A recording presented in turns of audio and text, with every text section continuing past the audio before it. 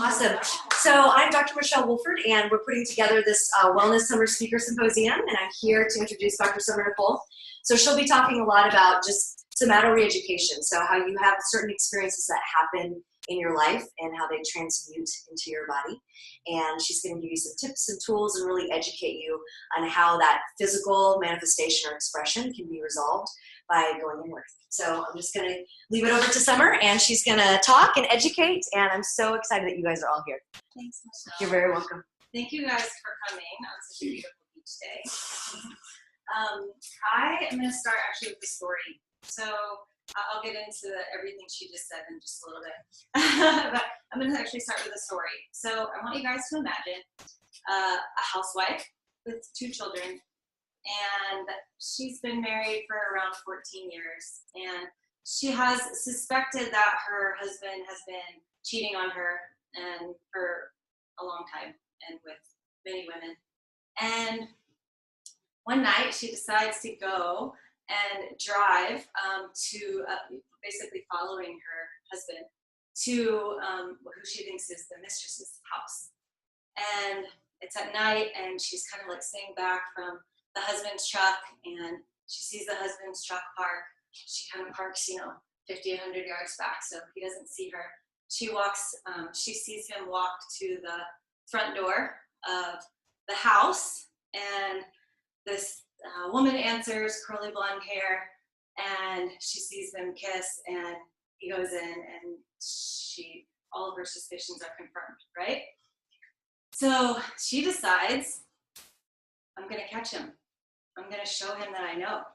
I'm gonna show him that I see him. I know what he's doing. And so she decides to get out of her car. And granted, this is like 10, 11 o'clock at night. And she walks up to the house and opens the door and sees them there. And the husband is obviously totally surprised, right, to be caught.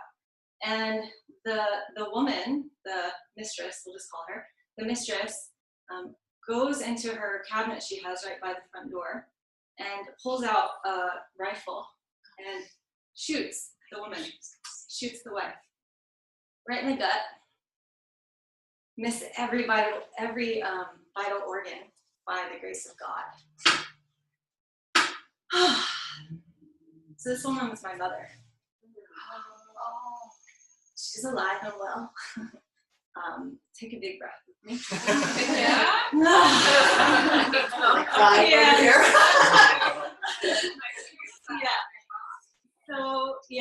So now they've got your attention.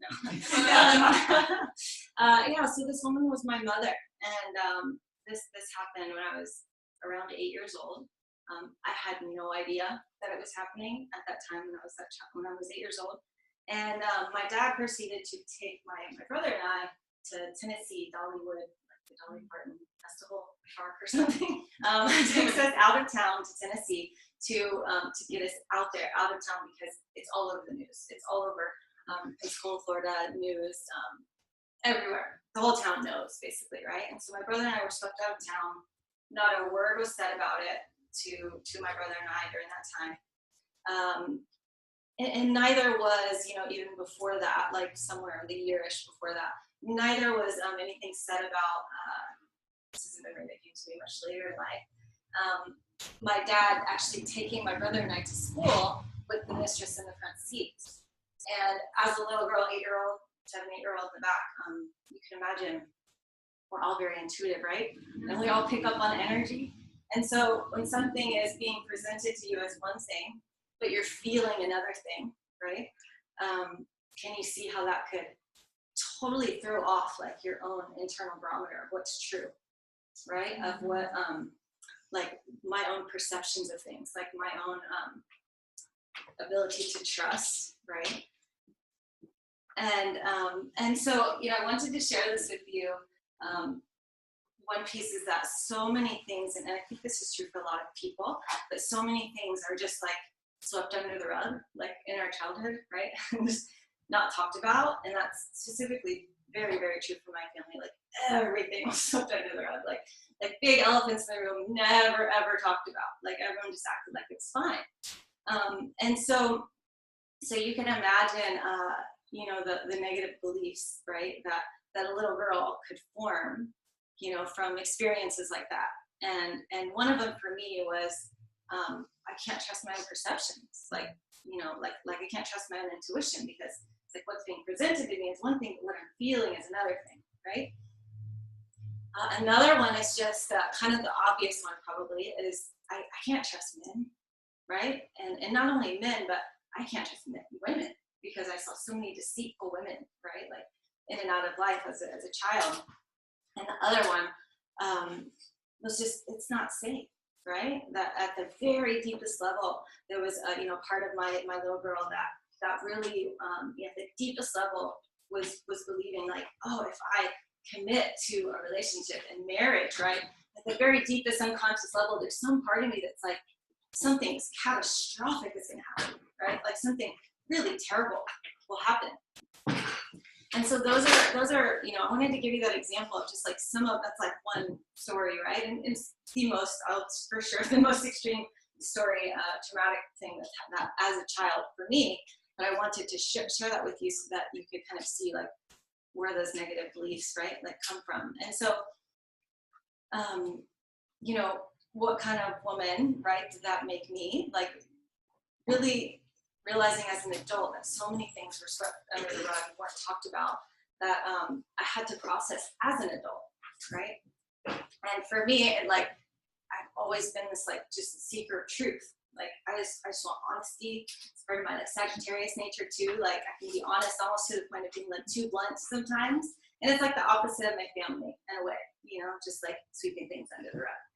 And so, so it's like, you know, it made me always seek the truth. It made me demand honesty in every single person that is around me, right? And you know, it really made me like yearn to really want to know these like unconscious patterns that drive this crazy behavior, like in some people and in myself, right? And you know, just see if I missed anything. Yeah, I really just became dedicated to learning about the physical body, about the relationship between the physical body, emotional trauma, the energy body, and all of it. Like I wanted to know all of it. Like I want to know, and I'm still in the process of learning this. I want to know all of the mental patterns, right, and the unconscious emotions that drive not only my own behavior, but you know, people around me. I like look for it. Basically, I can't like not look for it. Like it's just kind of made me who I am. So, you know, why am I telling you all this? Well, one reason is just because I wanted to give you an illustration of a story that we'll come back to a little bit later in the talk, but I wanted to give you an illustration of like how one traumatic negative experience, right, can produce this, you know, wave of core beliefs that get lodged in the system and that get these unconscious, like repressed emotions can get stored in the physical body. And for most of us, a lot of us, like they completely influence like our thoughts, our words, and our behavior, right? And so unless we actually get underneath the root cause, right, underneath the truth of like what you're holding and like where you're holding in the body, then you're just kind of like walking around like running an old program, right? And acting and speaking from like a wounded little girl or a wounded little boy, right? So fast forward to like 2006, and I was somebody that had a lot of physical pain, like a lot of injuries and stuff like that as a child. And so whenever I went to graduated college with just a business degree, I'm not interested in that at all. I just had no idea what I wanted to do. I knew I wanted to study yoga, so I went and studied yoga in Australia, and the anatomy portion of the yoga training led me to physical therapy. And so I was like, well, physical therapy, that sounds good because I won't be stuck 9 to 5 at a computer, because I knew I couldn't do that. I just couldn't. And I'm like, and I can integrate yoga with that. Like that'll be good. And so I went to school and got my doctorate in physical therapy from the University of St. Augustine in Florida. And, you know, it's total Western science. biomechanically based, like evidence-based physical therapy school, right? And so it's very much Western medicine, you know? And I loved it at the time, like learning everything about the body. Like I loved it. And I thought, like, this is so applicable to everybody. Like not only can I help myself, but I can help other people. And as I, graduated, and it was only about 3.5 years that I lasted working in like a husband and wife, traditional orthopedic clinic, seeing like manual therapy clients, treating like musculoskeletal injuries. I lasted about 3.5 years. And during those 3.5 years, it became so apparent to me that like everything, like, so many people's physical issues were not just physical, that there was this psychosomatic, right? This emotional component to their physical pain that was just being swept under the rug, like not at all being addressed, by anything that physical therapy school had taught me. And so, the husband and wife that I worked for, they wouldn't actually pay for some of the continuing education that I wanted to take, like craniosacral therapy and somato-emotional release that I'll get into in a moment, because they didn't believe in it. It's like too woo-woo for them. Because most physical therapists are very much like this. Like you have to see it, and like it's very objective, and like this is how it is. And so my goal, once I realized that, was like, okay.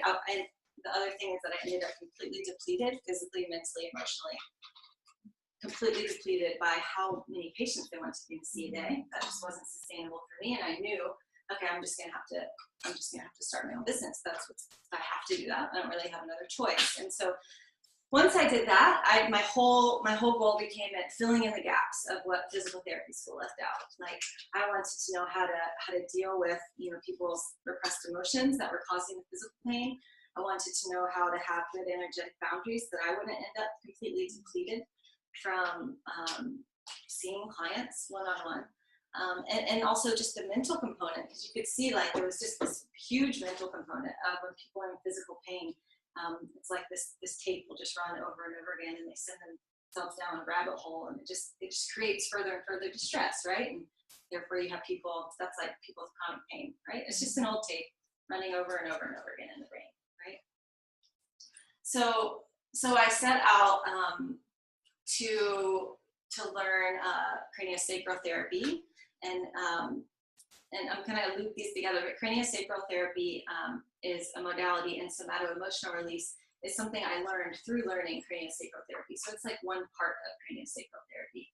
So I was originally, being my Western, schooled physical therapist mind, I was originally attracted to cranial work because it had a structural component to it. I'm like, oh, it's going to teach me how to deal with migraines, and I'm going to learn how to balance the sacrum, and I can, work with people that have hit their head, they need their cranial bones aligned. Like, that's what like lured me in, thank God. And then once I got in there, and after they teach you all the technique stuff, after the first couple, there's 2 cranial classes through the Upledger Institute, you start to learn somato-emotional release. And, the 2 big paradigms for cranial work is, number 1 is that the body's always working toward healing. And number 2 is that every person's system has an innate wisdom, and an inner wisdom, or you call it like an inner physician, they call it in cranial, that knows what it needs to heal. And that every person has that. And it was such a jump from physical therapy school. It was so refreshing to me, because physical therapists are very, you're just taught to be very therapist directed. This is how I can fix you, Mm-hmm. And then cranial work, it was so refreshing to me, because it's like, oh, this is, they teach you just how to, they call it melding, with the person's body. They teach you how to listen to, the signs of where that person's body wants you to go. So it's very client directed versus like, this is how I'm going to fix you.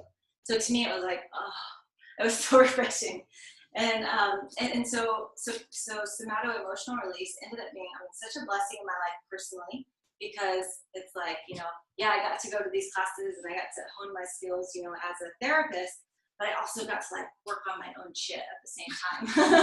And as you get into some of the advanced classes with like 4 therapists, 3 or 4 therapists on me at once. And so got to experience just some really, really deep healing work. And so I'll share this bit with you. I just want to kind of sum up somato-emotional release. And for the end, I'm going to take you guys through like a guided process for it so you can see what it's about. And it's a simple process that you can use. But soma means body. And so you can look at it also as like body emotional release. And so it's when I'm working with one-on-one with clients, it's just I'm doing cranial work usually at the same time, but it's a process of me guiding them into an internal dialogue with their subconscious mind. And so if you look at the body as like the unconscious mind, right? This unconscious mind holds all of these unconscious repressed emotions. What you have to do with somato-emotional release, what you have to do with any type of process to uncover the root stuff is that you actually have to go into the physical pain or the emotional pain and the discomfort, right? And what do we do mostly like in our modern day society?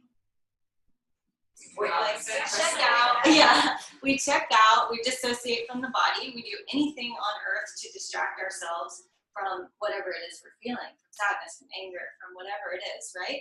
And so, I've learned, you've all heard like emotion is just energy in motion, right? And you won't ever, and I've seen this over and over and over again, it's like you won't ever actually get like stuck energy in the body to move unless you actually feel it. Unless you actually like re-experience again.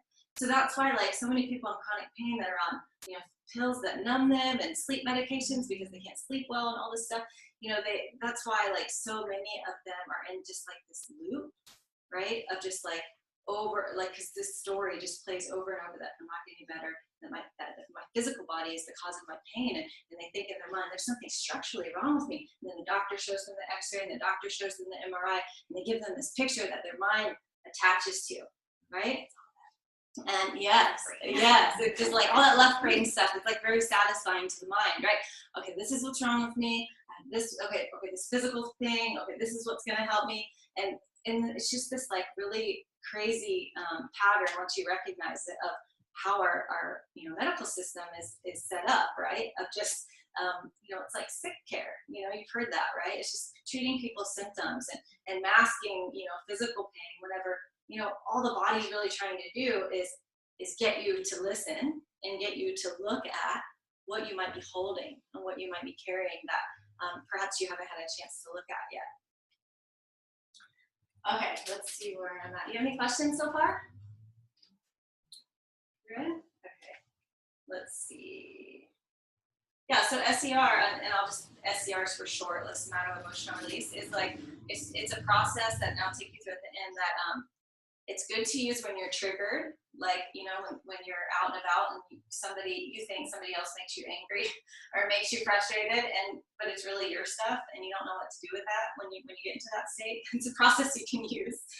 So it's been extremely helpful for me that I can just go in and do my own work, and I've always, I'm attracted to modalities where I'm like, okay, let's get to the root of it, and now how can I do this myself? And so that's how I like to treat clients too. It's like, okay, let's get to the root of it, and then let's teach you how to do this for whenever, if it does come up for you again, right? So that's why I'm really passionate about actually sharing the SER process, because it's a simple process, and once you go through it a couple times, you just know it, and then you just have it for the rest of your life. So when you're triggered, or you're in physical pain and you don't know why, or you're in like some sort of emotional distress and you don't know why, you can use this process to get to the root.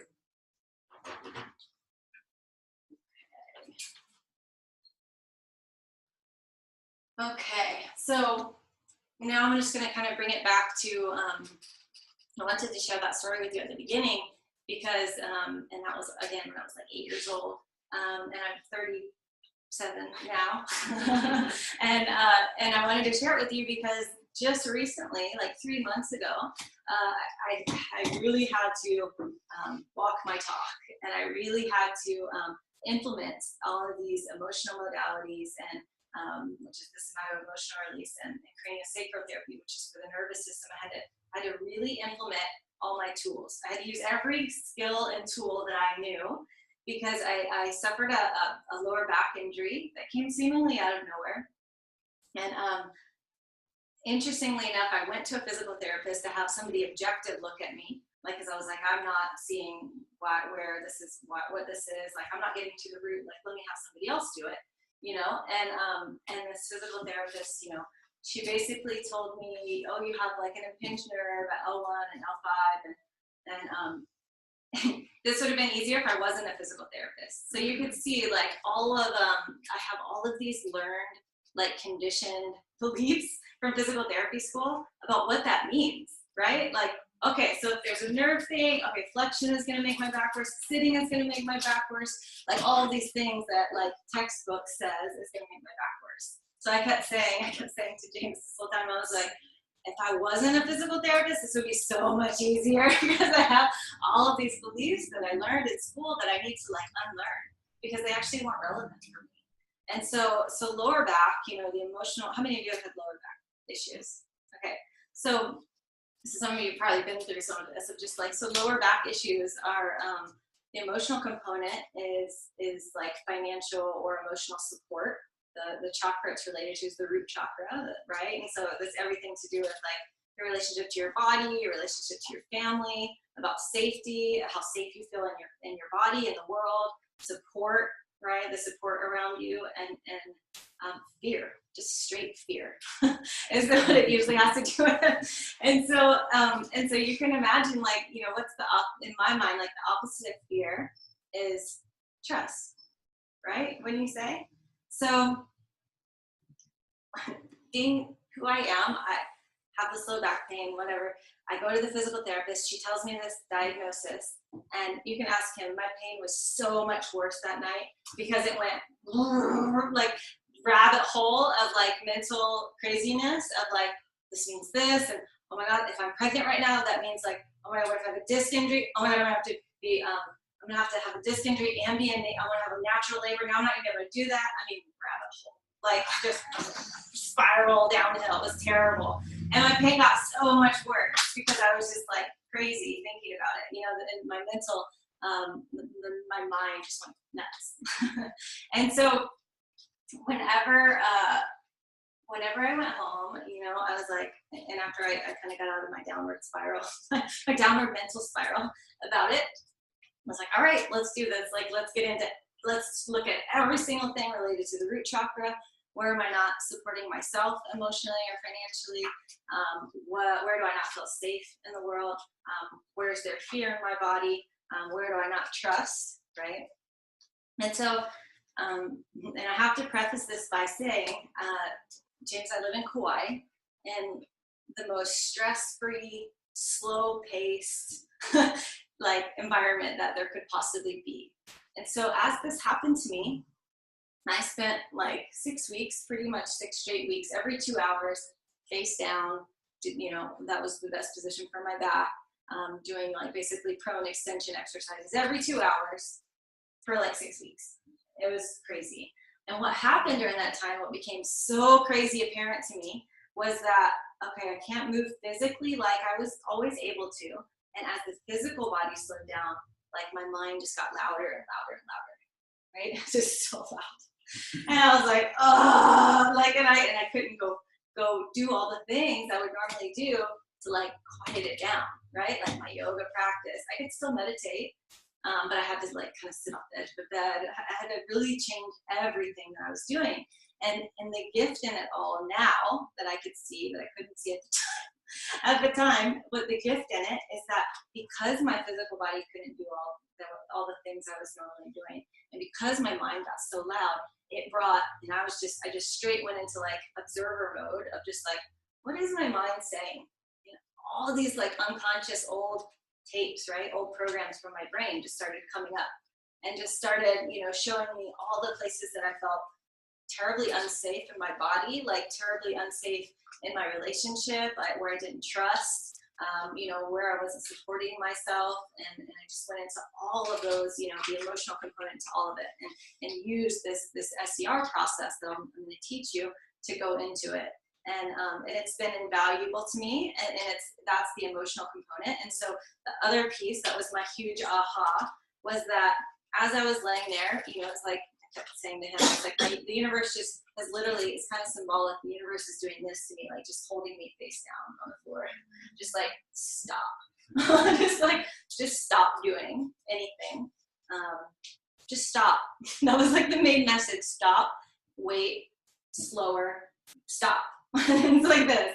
And what I noticed during that time is that even though I had no stress around me, physical, like nothing in my environment was stressful to me, my sympathetic nervous system was activated. My fight or flight mode was activated.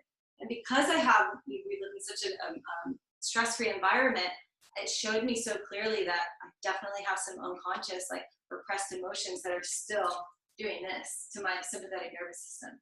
And they're still activating my sympathetic nervous system. And I say that to you because I want you to realize, like, in our modern day society, we have so many distractions. It's really rare, right, to be in like a stress-free environment like that. And so I just like to share that because it's like, I was in the most stress-free environment ever. And without having all the distractions that people have, and my nervous system was still activated. And so we can typically just blame it on stress, external from us. Like, my life is so busy, oh my God, this person, oh my God, my job, right? We can blame it on all that stuff. But it's like, and I've seen it in clients over and over again, but this was just a firsthand experience of like, it's the unconscious repressed emotions that are still activating my fight or flight response. And so until I actually deal with that and strengthen the other side of my nervous system, the parasympathetic side of my nervous system, the rest and repair mode side of my nervous system, none of that stuff is even going to go away. And definitely my pain's not going to go away, right? So, you know, the main, and maybe I know some of you totally know this, but when you're in that fight or flight mode of your nervous system, like every other system in the body is affected, right? So your cognition and your memory is worse, like you'll have brain fog, your sleep is going to be worse, your muscle tension is going to be worse, your pain's going to be worse, your digestion's going to be worse. It's like every system across the board. So that's why you see people in chronic pain and going to a Western medicine doctor, and they need something to focus, and they need something for anxiety, and they need something for sleep, and they need something to relax their muscles. It's like across they need a digestive, medicine. So it's like across the board, like all of those things could be helped if they would just address the nervous system component. And what's in before the nervous system component is address the unconscious repressed emotions that are activating their fight or flight response. Does that make sense? Mm-hmm. This is like a huge aha for me. It's like as many times as I had seen it in clients to like and feel it in my body, it was like now it became like embodied knowledge, and it totally shifted what I wanted to talk about, what I wanted to teach, how I wanted to teach yoga, how I see clients. Really, like, it just affected me as a teacher, like across the board. So that's why I'm so passionate about sharing it. And then the last piece that it's like we have. Yes, you have to support the physical body. Like, if the physical body is in pain, you still have to support the physical body, right? You have to address the underlying emotional component. And then this other component, which is the mental component, is such a huge component. I don't know if any of you have ever, raise your hand if you've heard of Dr. John Sarno. Yeah, a couple of you. Okay, so Dr. John Sarno, he's a doctor. More of his stuff was like back in the 90s, maybe even 80s. It's pretty old, like some of the YouTube stuff you find on it. But basically, he came up with this theory that, and he has like caseload after testimonial on this. He came up with this theory that everybody's system has this protective mechanism in it that when you're feeling, and he talks a lot about unconscious rage. Unconscious rage, it can be whatever negative emotion. He speaks a lot about unconscious rage that most of us never are able to express, or we never have like a safe container to express anything like that. So he speaks a lot about that. So he talked about this protective mechanism that everybody's system has, that when we experience, let's say it's unconscious rage, that the brain sends a signal to whatever area in the body is, say, your weak link, right? And decreases oxygen in that area, therefore causing pain, therefore distracting us from whatever the underlying emotional component is. And he says, and I watched this like 2-hour video a friend of mine sent to me on him, and most people with chronic pain, they'll watch his video and then they start to get better. And it's simply because of the mental component. And as I started to apply some of the stuff he was saying, and I was doing all the emotional stuff and all that, but I started to say, every time my negative mind wanted to chime in with my old physical therapy brain, wanted to chime in and say, this is going to make you worse, and like, oh, this is going to make you worse, and you can't do this, those thoughts. Every time I had one of those thoughts, I would just stop myself. I would say change, and I would say just mentally, there's nothing structurally wrong with me. There's nothing structurally wrong with my spine. And as soon as I started to do that, it started to shift. And I started to be able to swim a little bit further and walk a little bit further and do all these things. And I feel like it took a little bit longer for me because I did have all these old conditionings from physical therapy school that I had to really, really look at to say, like, just because all of these doctors taught me this, it doesn't mean that it's true. And it doesn't mean that it's true for me. And it doesn't mean that I can't heal my body. Because I know for sure what I went through in those 6 weeks is definitely the time frame when most people get surgery on their lower back. And they usually don't, I haven't seen really great results with any type of like lower back surgery because the underlying cause isn't ever addressed, right? It's possibly half of a placebo effect of like, oh, I got cut on, and so it's better, you know? But it's truly about, and Dr. John Sarno talks a lot about this, about actually believing that there's nothing wrong with you. You have to believe that, right? If you don't believe that, then you're just listening to what the doctor's telling you. And the Western doctors usually telling you, like, there's something structurally wrong with you here. This is the medication to hide the symptoms or decrease your inflammation, but we're not even going to address what's causing it all, right? So that was really, really, really huge for me.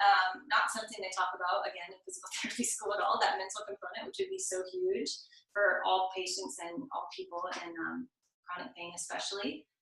And you know, I think like we could all agree that like you agree that like your thoughts can either make you sick or they can make you well, right? So this was like a firsthand experience of that. I could see PT telling me this thing. I could see my mind going down the rabbit hole. I could see my pain escalate. And then as soon as I started to tell myself there's nothing structurally wrong with me, the pain started to go down, my activities started to go up, and like everything shifted across the board. It was incredible to watch. And so, you know, when addressing the mental tendencies, it's like you can't identify with the pain, ever. You can't identify it. And this is what happens with chronic pain patients is that they identify it, they create a story around it, and it becomes a part of their identity. And then it's really hard. You know, they build all these really strong neural networks in the brain that says, I have this condition, it's chronic, it's not going away, it's worsening probably, you know, and it just goes over and over and over again. And so, and the other piece about that is that they literally train themselves to be vigilant and to like look for the pain over and over again, right? I could catch myself doing that at the beginning of the injury that I experienced, where it's just like, I was looking for it, like everywhere. I was just like, oh, because I just didn't want to make it worse, you know? And so I could see how people can get in this cycle very, very, very easily. You don't have this information, you know? And let's see. Yeah, the other thing I just wrote was just allow yourself to remember it will pass because it always does.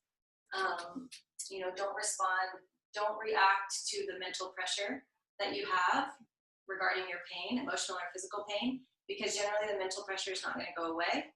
And the only thing that you can do to change that is to stop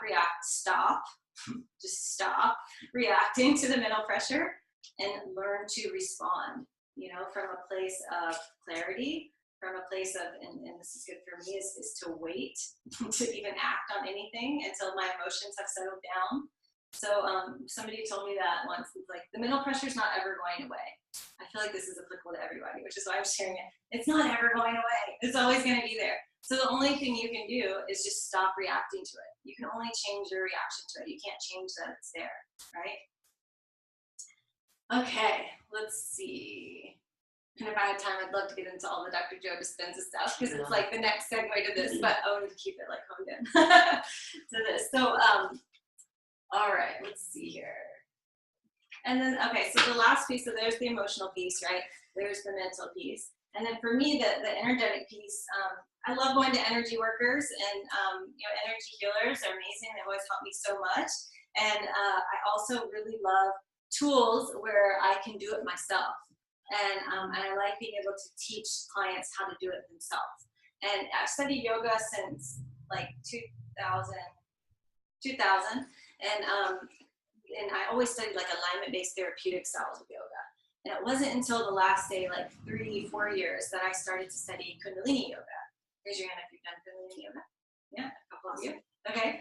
Yeah. So Kundalini yoga is specifically yoga for the energy body, yoga for the chakras, for the 7 chakras, and for your auric field.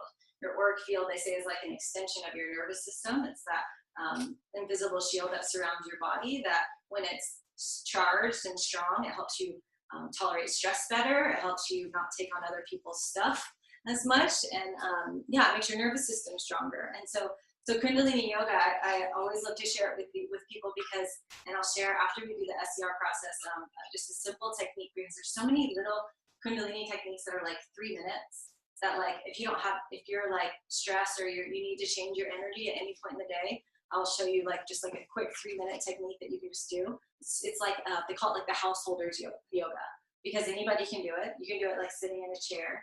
And a lot of it is breath work, but it's like just doing energy work on yourself. And so I wanted to share that piece of, if you don't have the money to be going to energy healers or, anyone like that, then it's a style of yoga that if you take it on and you don't have that much time even, and you just have 3 to 5 minutes a day, where you just do something little every day, and you can be strengthening your nervous system, and you can be strengthening that electromagnetic field that surrounds your body, so that you start to be able to handle stress a bit better. And Yogi Bhajan is the yogi that brought it to the West. It used to be all in India and all in only taught to like high class, like royalty. And Yogi Bhajan thought that was BS, and he said, I'm bringing it to the West, and he predicted, it was like 69, 1970. He predicted that during this day and age where we are now, that we would need a new kind of practice, because our modern day society was going to be so overstimulating and so crazy with everything that's coming at us, that we're going to need this new type of practice to strengthen our nervous systems in a new way. And that's what Kundalini yoga is. And so that's why I like to share it, because it's super simple and it's really fast and effective and just powerful thing that you can do for yourself. So I'll share something with you at the end where you can just start to clear your own energy and strengthen your energy field. So we'll share that after I kind of take you guys through the little going into feeling what you're feeling. Okay? All right, let's see if there's anything else I missed. Nope, said that. Yeah, and I actually learned this little saying. I love to share this. I share it with people a lot from Robin Carey. Is that she told me once, she's like, the more light you bring in, the more the dark is illuminated. That really helped me, and I don't know if that helps some of you if you're somebody that really works on your stuff a lot, and you do yoga, you practice yoga, and you meditate, and you do energy work, and you do all this type of stuff. And sometimes it can be a little like, I do so much work and it just keeps coming up, right? But that really helped me. Like whenever she told me that, it was just like, the more light you bring in, all the little dark spaces are going to be illuminated for you to, re-experience and feel it, to process it and clear it. And so that's a beautiful part about this type of work too. It's like, yes, like go in and do your work, but then like also create what you want in your life, and build your energy and direct your energy in a way that's going to be like practical for you, like living in the world. Yeah. Do you guys have any questions? No?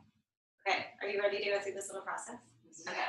Okay, let's see how much time. Okay, I'm good on time. All right, so find yourself just a comfortable seat, and if you want to be on the edge of the chair, or if you'd rather sit cross-legged on the ground, you can do that.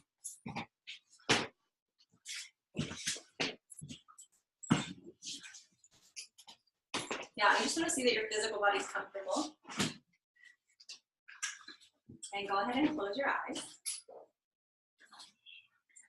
And I'm going to take you through this SER, the somato emotional release process, that is again facilitated. Just like you can look at it as a guided meditation process, even that will help you connect to your own intuition and help you use your body to connect with your subconscious mind.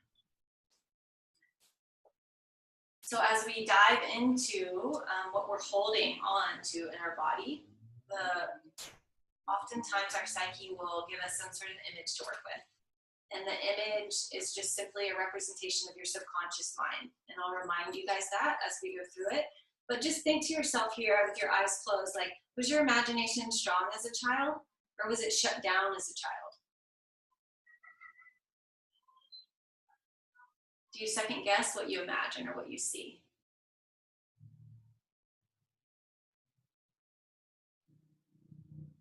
And if this is difficult for you, this will be a good practice for you. And remember, the images are also just a form of energy. And energy can always be, it's either destructive or constructive energy. And destructive energy can always be transmuted into constructive energy.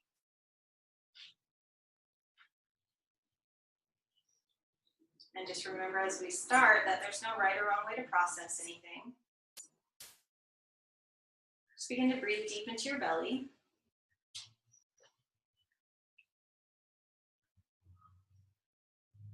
And just know that, every single one of you, every single one of us has our own type of resistance to this type of deep emotional work. So if you know what yours is, awesome.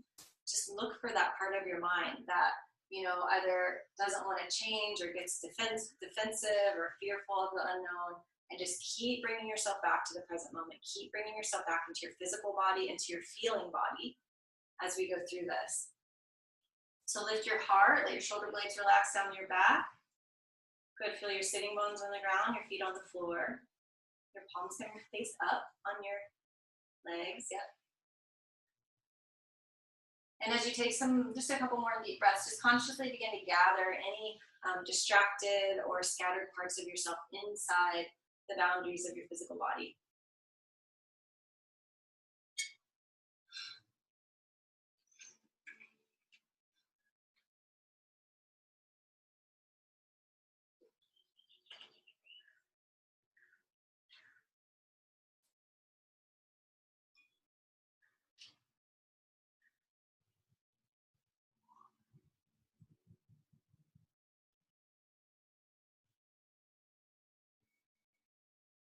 And as you begin to feel more collected, I want you to just ask yourself, what do I feel? What am I feeling right now? And just notice what comes to the forefront of your awareness, whether it's a physical sensation or an emotional sensation.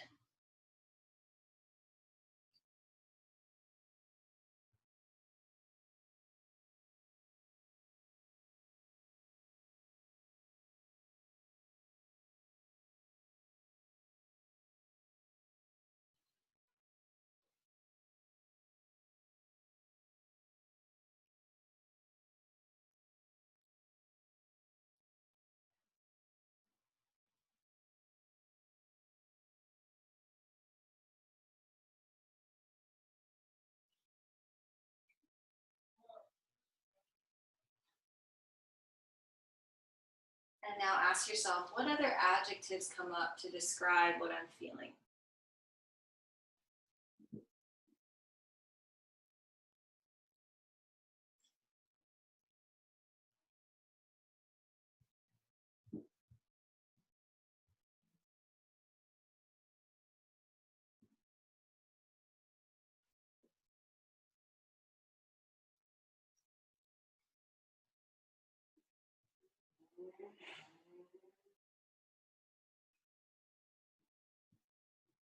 Just noticing if they're emotional adjectives or physical adjectives.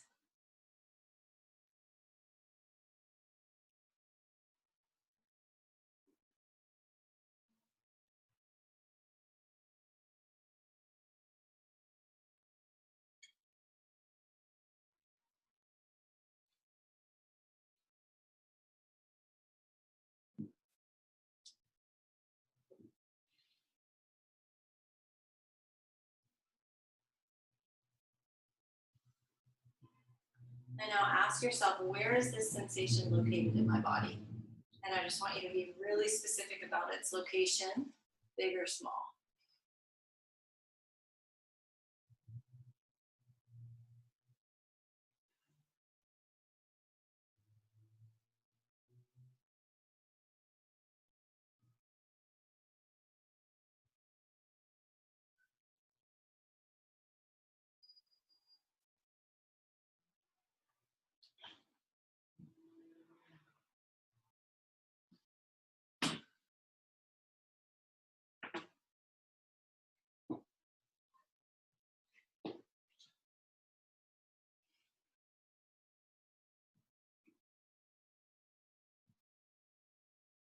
And as you focus on that physical or emotional sensation in that specific location in your body, does an image come to mind that represents the sensation?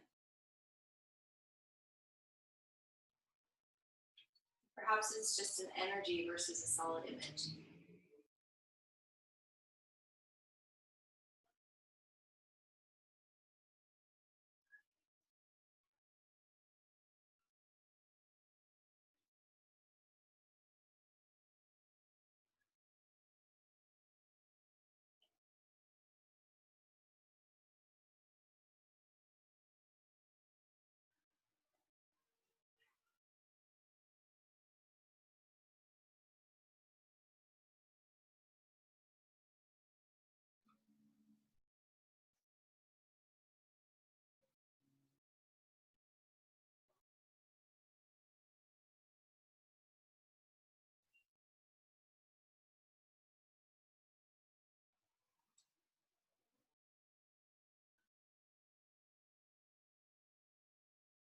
And now ask yourself, what is the size of this image? And does it have a shape?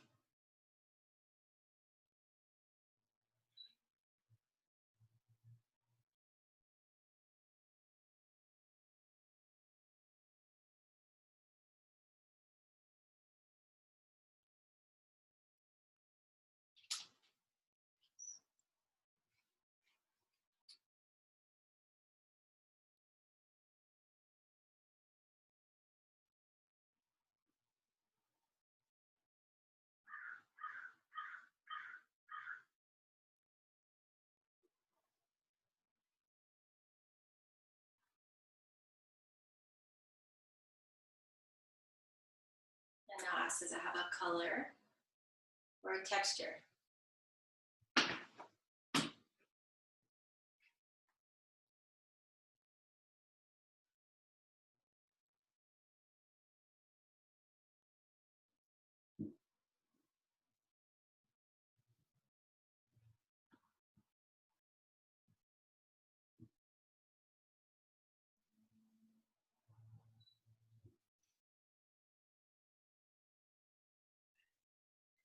Just reminding yourself that images is simply a representation of one part of your subconscious mind.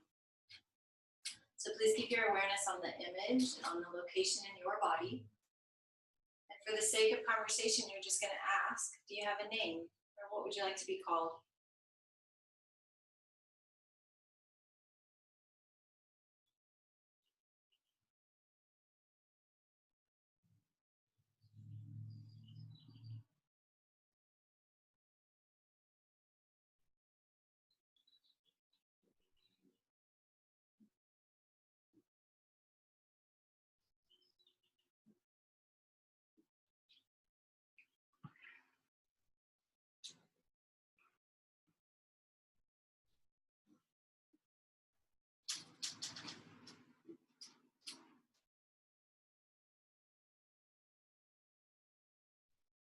It may seem random to you, whatever name you got, just go with it.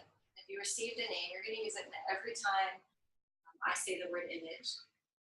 And when you're clear about it, you're going to speak to that image in first person, present tense, without any judgment, without any analysis, staying as curious as you can.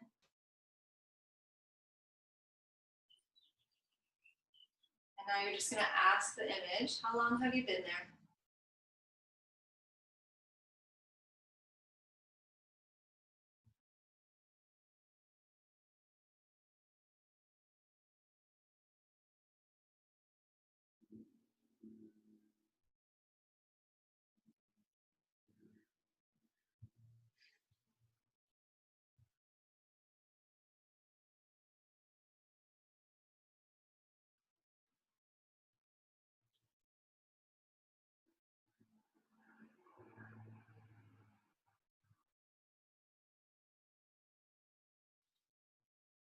And now ask the image, what is your purpose?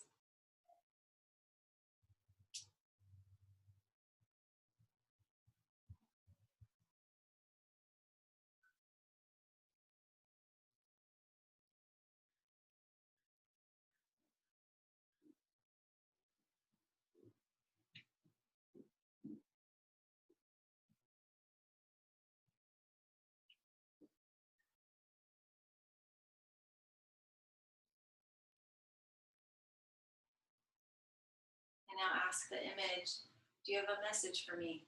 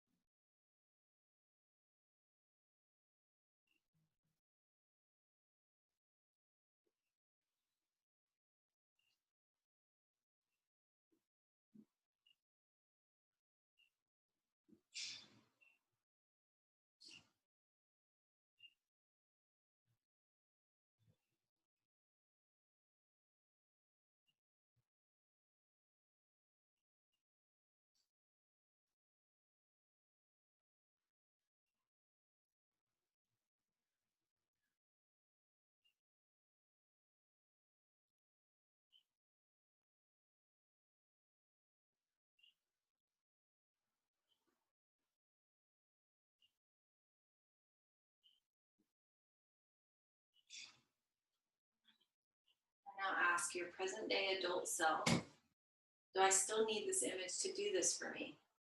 Do I still want this image here in my body?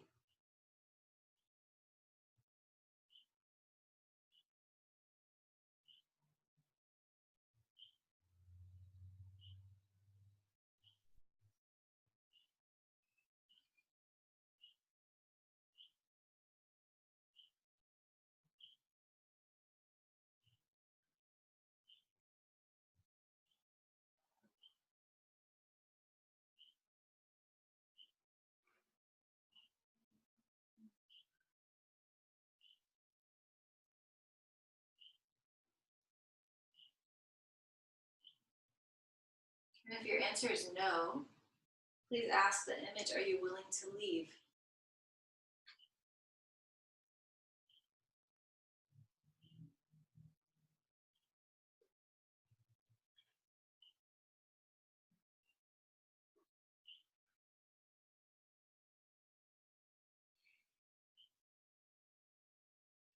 And if the image says yes, that it's willing to leave, you're just going to take the next few minutes deciding how you and the image would like that to happen. Use your imagination and visualize it happening. And if the image says no, that it's not willing to leave, please take the next few minutes, explain the negative effects its presence is having on you, and then ask, are you willing to have another job that might be more beneficial to me? And you're just going to continue the conversation to decide the specifics and patiently visualize or imagine the image transmuting into its new job.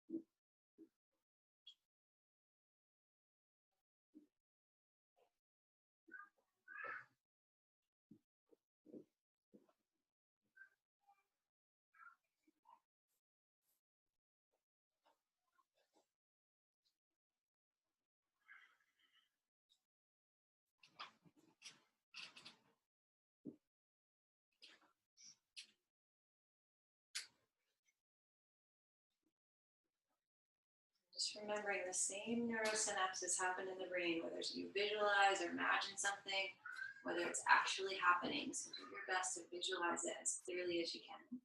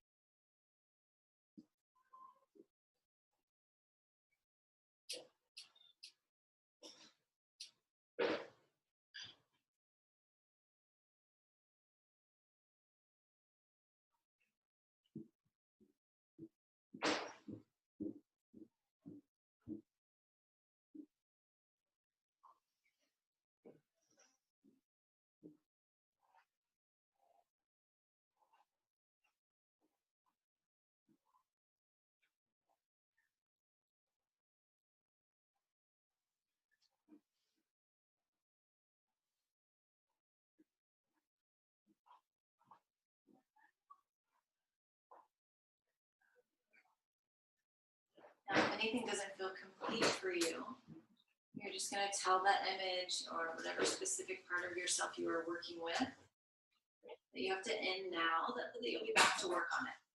Just assure that you're not going anywhere and you'll be back to work on it.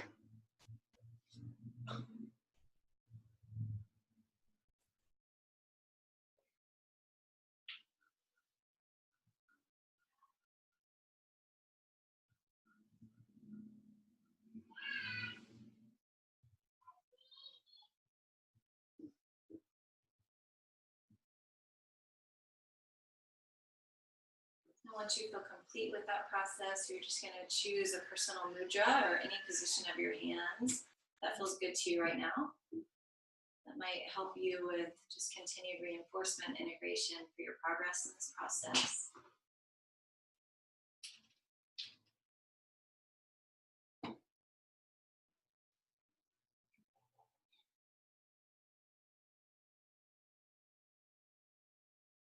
just begin to deepen your breaths.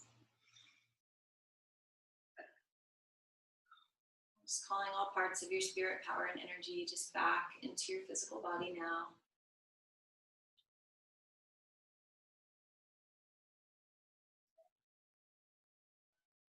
Good, breathe into your nose.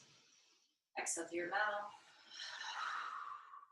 Good, again like that. Inhale through your nose. Exhale through your mouth. Good, inhale nose. Exhale mouth. Good, as you're ready, you can open your eyes and just stand up. And just take it out a little bit. This is actually one of the quickest, most effective ways to change your energy. Just shake. Shake your legs.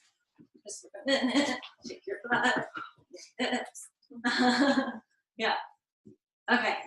And then just find your feet.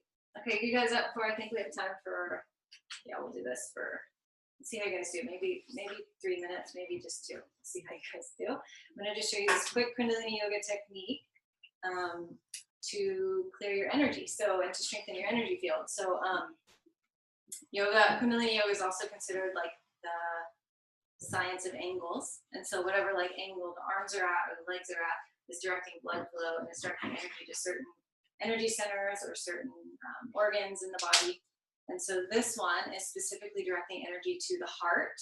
And so you don't have to do this with your arms yet. Your arms are going to be like this, which directs energy to the heart. Okay, and so the breath work is called breath of fire. Raise your hand if you've done breath of fire before. Okay, so for those of you who haven't, if you're stuffed up, you can do it through the mouth, like panting like a puppy dog, like. In fact, everyone do that with me. Keep going. Feel what it does to your belly. And feel how on the exhale, your navel pulls towards your spine. Can you feel that? Yeah? Give me a head shake. Yeah? Okay. Now do that through your nose. That's breath of fire. You got it. Now bring your arms up 60 degrees. Bring your fingertips to the mound. Yeah, stagger yourselves. Make like a big V with your arms. There you go. Good. And then plug your thumbs up into the sky. Draw your shoulder blades down your back. Lift your chest. Good. Now close your eyes and draw your attention to the third eye right between your eyebrows. Okay, and we're going to do this for a couple of minutes together. Breath of fire. Breathe into your nose and begin.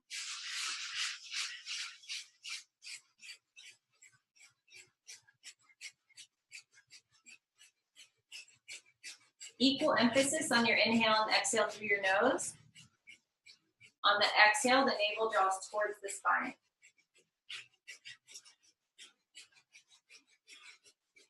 So put all of your consciousness on that pumping of your navel point. It's something like 72,000 nerve endings in that area, all of your nadis, energetic channels, all combined in this area of your body and activating, you're pumping all this energy. Good, keep going. And then you're directing prana, and you're directing that life force energy, and you're directing blood flow into the heart.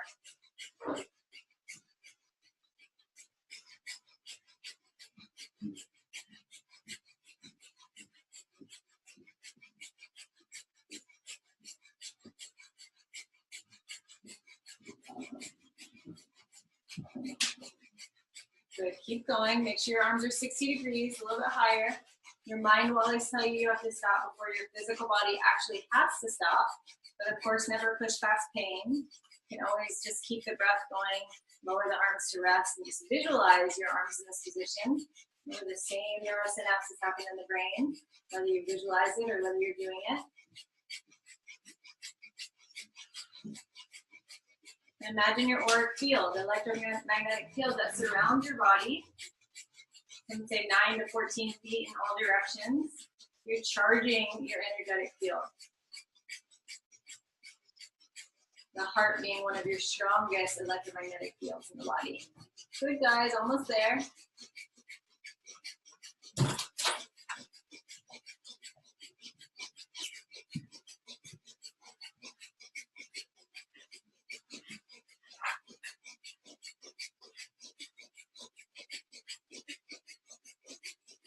Last 40 seconds. You can do it. Steady your focus on the third eye.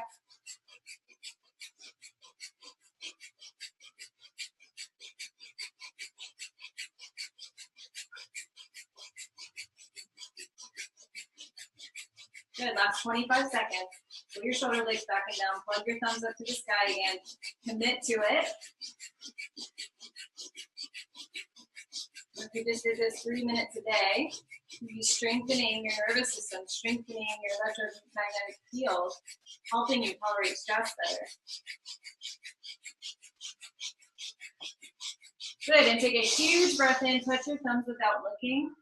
Pause your breath, spread and stretch your fingers, and then lift what's called Mula Bandha. So you're gonna lift the pelvic floor, draw the navel up and in, visualize energy spiraling up the spine towards the crown of the head. Hold it here as long as you comfortably can.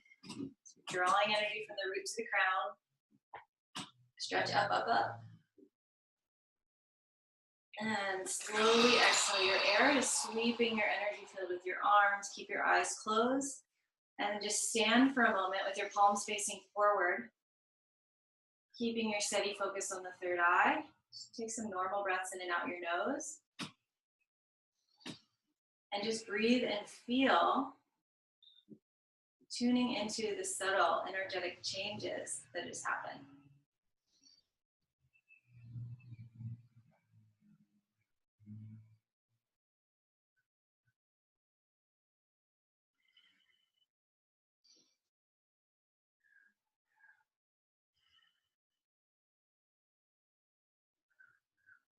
Just remembering that our body is a sacred temple. And the sacred temple is just here to teach us. So if we can just learn to slow down and listen enough, you can truly learn how to be your own medicine. Not needing to rely on others outside of you to know what you need.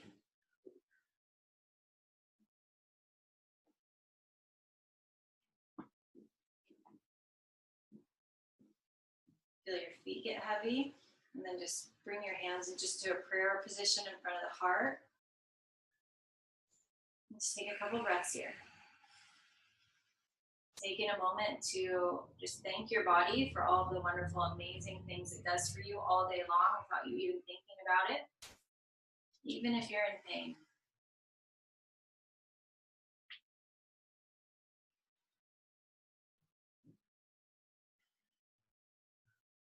And giving yourself some credit for showing up and for being a truth seeker.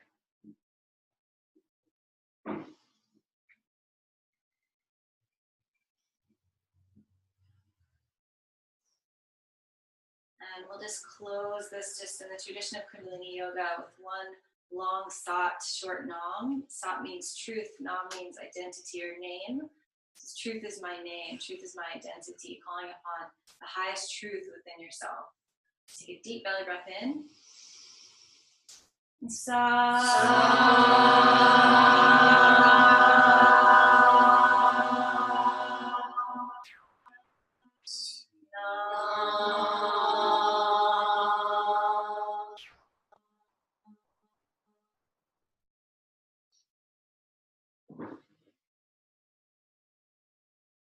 Gently bow your head, bring your thumbs to your third eye. Namaste.